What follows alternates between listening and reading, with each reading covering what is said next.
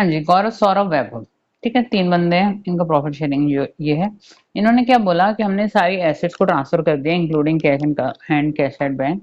Basically ledger बना रहे थे। थर्ड पार्टी एक लायबिलिटी थी, उसका भी हमने डिस्चार्ज कर दिया, रियलाइज कर लिया, लायबिलिटीज का भी पे ऑफ कर लिया, लेकिन ऑप्शंस रह गई। ठीक, क्या रह गई? ठीक है, 50% वैल्यू पे।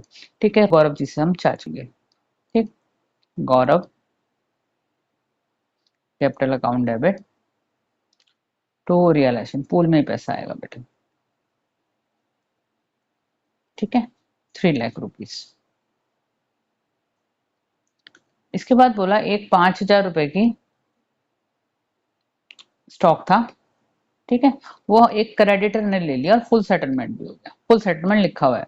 ठीक है, तो ये पार्ट ए था, ये पार्ट बी हो गया हमारा। यहाँ पे नो एंट्री आपने मेंशन करनी है।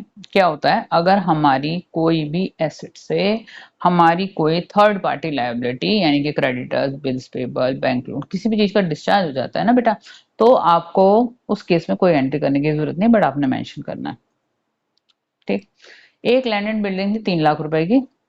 ठीक है, जो हमने 4 लाख में बेची और ब्रोकर ने भी चार्ज किया। ब्रोकर ने 2% जो कमीशन चार्ज किया उस 4 लाख में निकालोगे। आ जाओ, पैसा कहाँ जाएगा? पूल में आएगा। Bank account debit to realization account. ठीक है, अब 4 लाख पे अगर आप 2% निकालते हो तो 2% आपका निकल के आता है 8,000 रुपए। तो आपको जो पैसा मिलेगा पूल में 392, पूल मतलब रियलाइजेशन अकाउंट 392, ये एंट्री हो गई। ठीक है, इसके बाद क्या कह रहे हैं कि रिमेनिंग क्रेडिटर्स वर पेड 676,000, हमारे बचे हुए क्रेडिटर का हमने पेमेंट कर दिया। ये कहाँ चला गया? एक मिनट, ये भाई साहब हिल गए। ठीक है, चलो। अब जो रिमेनिंग क्रेडिटर्स है उसको पेमेंट कर दिया, तो पूल से ही पेमेंट करेंगे ना, हमने पूल बना रखा है। Realization account debit to bank 76,000। जैसे जैसे स्टेप आते जा रहे हैं, इजी ही है ये, इतने टफ वाले नहीं आ रहे हैं। देखते हैं आगे। और एक इन्होंने बोला है कि remaining asset were taken over by Vaibhav, बची हुई जो एसेट थी ना 17,000 रुपए की, वो वैभव भाई साहब ने ले ली, तो उनसे हम चार्ज करेंगे। Vaibhav capital account debit. डीके क्वेश्चन है बेटा ये, ऊपर क्वेश्चन फिर भी दिख रहे हैं, कोई भी बच्चा प्रैक्टिस कर सकता है। टू रियलाइजेशन, पार्टनर से चार्ज करेंगे बेटा, पैसे तू देगा, तूने ले लिए। कितने का था? 17,000 रुपए का।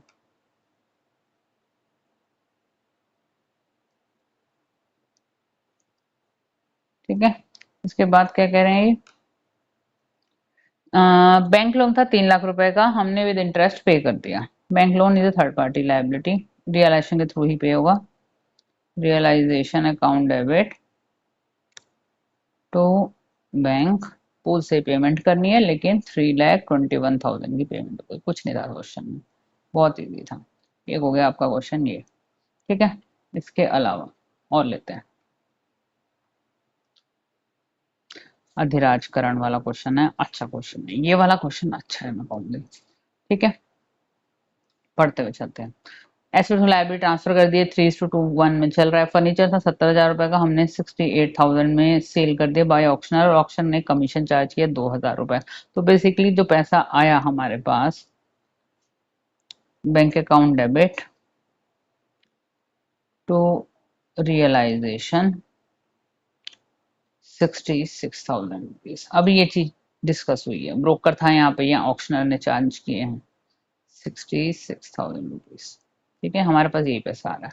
अधिराज का लोन था, अधिराज इज ए पार्टनर। ठीक है, और वो सेटल हुआ 3 लाख, सॉरी 35,000 का जो सेटलमेंट हुआ, वो हमारा 37,500 का होगा। यहाँ पे आप देखिए, ये देखने वाली एंट्री है। अधिराज लोन अकाउंट डेबिट, ये तो पार्टनर था, पार्टनर का लोन का पेमेंट डायरेक्टली हो जाता है to bank.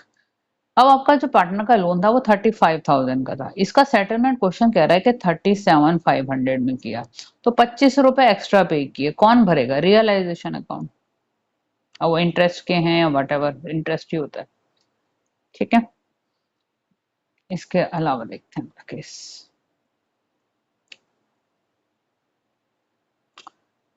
Out of the stock 80,000. Current took over 50% of the stock at a discount of 20%. ठीक है. And while the remaining stock was sold at a profit of 30% on cost. ठीक. करण ने ले लिया, बचा हुआ हमने बेच दिया. हमारे पास 80,000 का स्टॉक था. 80,000 में से 50% स्टॉक तो एट ए डिस्काउंट ऑफ 20%, यानी हमारा 40,000 हुआ. 40,000 पे हम अगर 20% निकालते हैं, निकाल रही हूँ मैं, साथ के साथ कैलकुलेटर रख के बैठी हूँ. 40,000 पे हमने माइनस करना है 20%, 8,000 रुपये. तो 8,000 रुपये पे करने के बाद एंट्री नीचे बनाएंगे हम. Current capital account debit. Current से हम चार्ज करेंगे तो रियलाइजेशन. क्वेश्चन ऊपर नीचे देखते रहना भैया. 32,000 रुपए में देखो 40,000 का स्टॉक था, डिस्काउंट पे लिया, डिस्काउंट लेस करने का बाद करंट भाई साहब हमें 32,000 रुपए देंगे जो हमारे पूल में जाएंगे. अच्छा, अब क्या कह रहे हैं.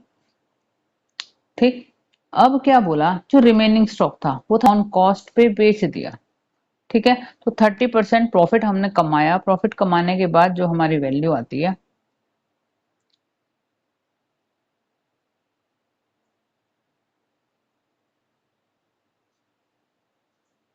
52,000 रुपए. वो बिजनेस पैसा आएगा, वो बैंक के थ्रू आएगा. ठीक है. हमारा बाजार से आया ना, मार्केट से आया पैसा. ठीक है. ये एंट्री हमारी हो गई. भैया तुम हिलाया मत करो, हमें दिक्कत हो जाती है. ठीक है. इसके बाद देखिए एंट्री बची आपसे पूछी नहीं जाएगी अब, क्योंकि बिल रिसीवेबल 11th में आपने नहीं किया है, तो इसीलिए आपसे ये भी नहीं पूछी जाएगी. ये मैंने पुराना कॉपी मारा है कंटेंट, तो वो एज इट इज आ गया, तो ये आपसे पूछी नहीं जाएगी इस चैप्टर में, क्योंकि बीआर की एंट्रीज आपने 11th में भी नहीं सीखी. प्रॉफिट एंड लॉस जो शो करा है डेबिट बैलेंस 56,000 का, तो वो आप 56,000 हम पार्टनर से चार्ज करेंगे.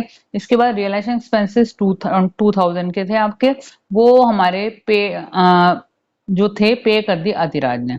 अब आपने प्रॉफिट एंड लॉस की एंट्री करनी है एक तो. ठीक है. अब हमारे भाई साहब कौन कौन है, अधिराज जी एंड करण जी हैं. अधिराज, करण, कैपिटल अकाउंट डेबिट. और कितने का हमारा लॉस है, 56,000 का है.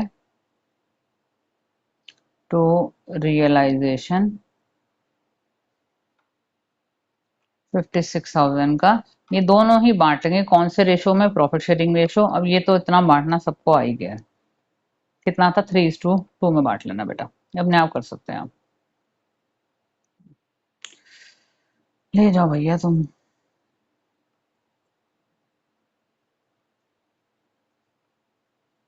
थे जो अधिराज ने पे कर दिए, जब कुछ नहीं बोला होता तो अधिराज क्यों पे करेगा, फर्म की लायबिलिटी है. क्वेश्चन में ये नहीं बोला कि अधिराज की लायबिलिटी थी. तो रियलाइजेशन अकाउंट से आप अधिराज भाई साहब को एक्सपेंस का कंपनसेशन देंगे टू अधिराज कैपिटल अकाउंट. मैंने ये लिख दिया 2,000 रुपए, क्योंकि कुछ नहीं बोला तो it is a liability of the firm. ये 56,000 को भी हम बांट दे रहे हैं. कौन सा रेशो था देखते हैं, एक मिनट. 3:2.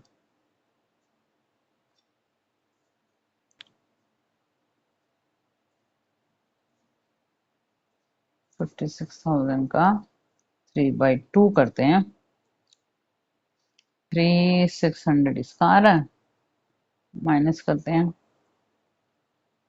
56,000 में